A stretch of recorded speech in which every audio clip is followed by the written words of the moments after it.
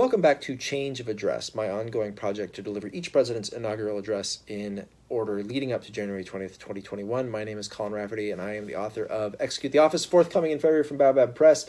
Wait, what's this? Oh, is this a photo of me and Alex Trebek from when I was on Jeopardy in January of 1993? The same month that Clinton delivered his first inaugural address? That's kind of wild.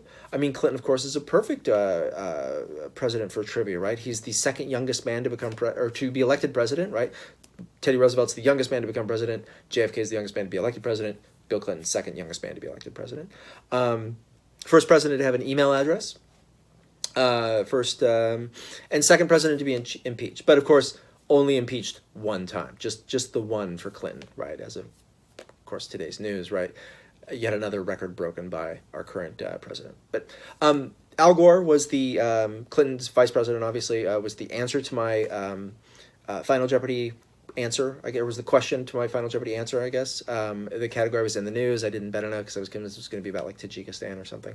But it was a good time, and that kind of love of trivia was in a way kind of got me to where I am now. Beyond all that, Clinton's first inaugural address is pretty good, right? It's he's very much going for the kind of Kennedy move of the torch has been passed to a new generation, although he doesn't say that. But looking at like now our generation, the baby boomers have come of age to be president, and we must take up this mantle of leadership, right? So it's a fairly inspiring speech that way. Plenty to talk about with Clinton's presidency, but we can do more of that tomorrow because, of course, he's reelected to a second term in the first presidential election I vote in, which is a fond memory. Okay, anyway, without further ado, with a little bit more ado, the 92 presidential election happened my junior year of high school, as did me appearing on Jeopardy. And I remember like it was a kind of political awakening for a lot of us, right? There was this, and Clinton's going to mention like people vote in record numbers, but even on for people who couldn't vote, teenagers like myself, we were pretty excited. I was in the fall play that year, and I remember there were kind of like distinct camps of like people who were in favor of Clinton and people who were in favor of Bush, and nobody cared about Perot. I remember one guy in the play with me. He had a T-shirt that said had Clinton playing the sax, and it's like Bill Clinton, the cure for the Republican blues. That guy is like a full-on fascist now on Facebook. So, all right. Anyway, that's a lot of ado. Here's Bill Clinton's first inaugural address. My fellow citizens, today we celebrate the mystery of American renewal. This ceremony is held in the depth of winter, but by the words we speak and the faces we show the world, we force the spring. A spring reborn in the world's oldest democracy that brings forth the vision and courage to reinvent America. When our founders boldly declared America's independence to the world and our purposes to the Almighty, they knew that America, to endure, would have to change. Not change for change's sake, but change to preserve America's ideals: life, liberty, the pursuit of happiness. Though we march to the music of our time, our mission is timeless. Each generation of Americans must define what it means to be an American. On behalf of our nation, I salute my predecessor, President Bush, for his half-century of service to America. And I thank the millions of men and women whose steadfastness and sacrifice triumphed over depression, fascism, and communism. Today, a generation raised in the shadows of the Cold War assumes new responsibilities in a world warmed by the sunshine of freedom, but threatened still by ancient hatreds and new plagues. Raised in unrivaled prosperity, we inherit an economy that is still the world's strongest, but is weakened by business failures, stagnant wages, increasing inequality, and deep divisions among our people. When George Washington first took the oath I have just sworn to uphold, news traveled slowly across the land by horseback and across the ocean by boat.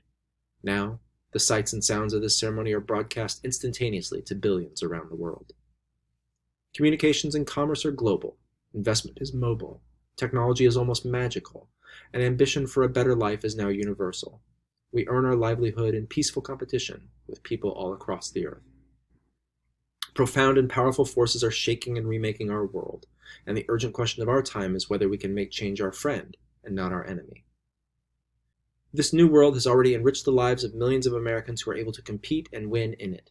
But when most people are working harder for less, when others cannot work at all, when the cost of health care devastates families and threatens to bankrupt many of our enterprises, great and small, when fear of crime robs law-abiding citizens of their freedom, and when millions of poor children cannot even imagine the lives we are calling them to lead, we have not made change our friend.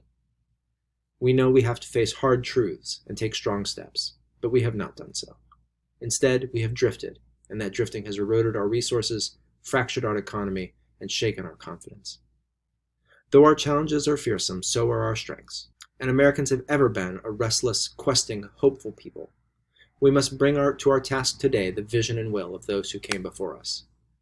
From our Revolution, the Civil War, to the Great Depression, to the Civil Rights Movement, our people have always mustered the determination to construct from these crises the pillars of our history. Thomas Jefferson believed that to preserve the very foundations of our nation, we would need dramatic change from time to time. Well, my fellow citizens, this is our time. Let us embrace it. Our democracy must be not only the envy of the world, but the engine of our own renewal. There is nothing wrong with America that cannot be cured by what is right with America. And so today, we pledge an end to the era of deadlock and drift. A new season of American renewal has begun. To renew America, we must be bold. We must do what no generation has had to do before. We must invest more in our own people, in their jobs, in their future, and at the same time cut our massive debt. And we must do so in a world in which we must compete for every opportunity. It will not be easy.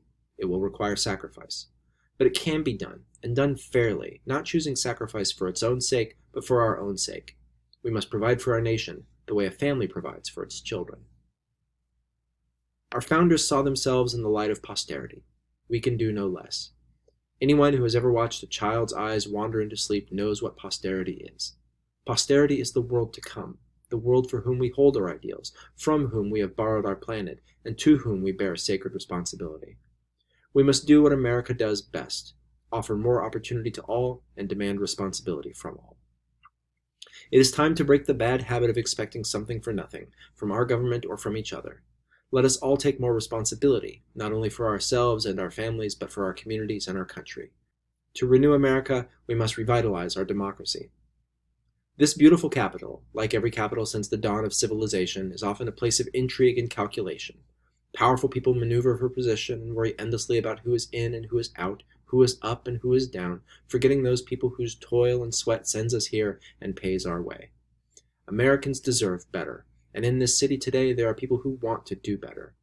And so I say to all of us here, let us resolve to reform our politics, so that power and privilege no longer shout down the voice of the people.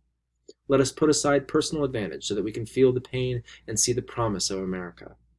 Let us resolve to make our government a place for what Franklin Roosevelt called bold, persistent experimentation, a government for our tomorrows, not our yesterdays. Let us give this capital back to the people, to whom it belongs.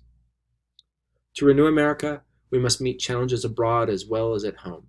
There is no longer division between what is foreign and what is domestic. The world economy, the world environment, the world AIDS crisis, the world's arms race, they all affect us.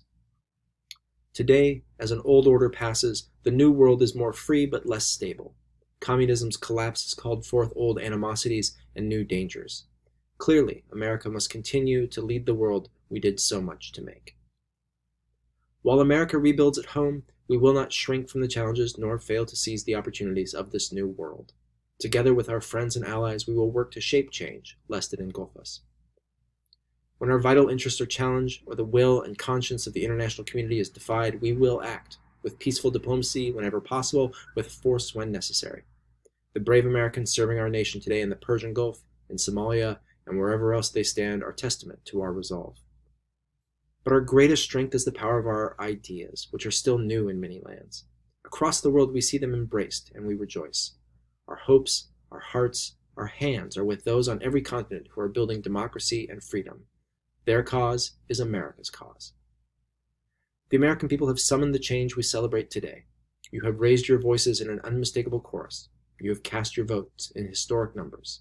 And you have changed the face of Congress, the presidency, and the political process itself. Yes, you, my fellow Americans, have forced the spring. Now we must do the work the season demands. To that work I now turn, with all the authority of my office. I ask the Congress to join with me. But no president, no Congress, no government can undertake this mission alone. My fellow Americans, you too must play your part in our renewal. I challenge a new generation of young Americans to a season of service, to act on your idealism by helping troubled children, keeping company with those in need, reconnecting our torn communities. There is so much to be done, enough indeed for millions of others who are still young in spirit to give of themselves in service too. In serving, we recognize a simple but powerful truth. We need each other, and we must care for one another. Today, we do more than celebrate America. We rededicate ourselves to the very idea of America. An idea born in revolution and renewed through 2 centuries of challenge. An idea tempered by the knowledge that, but for fate, we, the fortunate and the unfortunate, might have been each other. An idea ennobled by the faith that our nation can summon from its myriad diversity the deepest measure of unity. An idea infused with the conviction that America's long heroic journey must go forever upward. And so, my fellow Americans, at the edge of the 21st century, let us begin with energy and hope, with faith and discipline, and let us work until our work is done. The scripture says, "And let us not be weary in well-doing, for in due season we shall reap if we faint not." From this joyful mountaintop of celebration, we hear a call to service in the valley. We have heard the trumpets. We have changed the guard. And now, each in our way, and with God's help, we must answer the call. Thank you, and God bless you all. Bill Clinton's first inaugural speech, delivered in January 1993. Right after this, Maya Angelou would read her poem. She is only the second poet to read a poem at the inauguration. Robert Frost, of course, being the first at Kennedy's inauguration. And indeed, there have only been 3 more since then. Roger Miller at Clinton's second, Elizabeth Alexander at Obama's first, and Richard Blanco at Obama's second. So it'd be interesting to see, especially because Biden is an avowed poetry fan, if there will be a poet at Biden's inauguration. Of course, it'd be interesting to see if Biden has a public inauguration. Right? Anyway, on that chipper note, thanks for tuning in. See you tomorrow. Clinton's second address. Take care.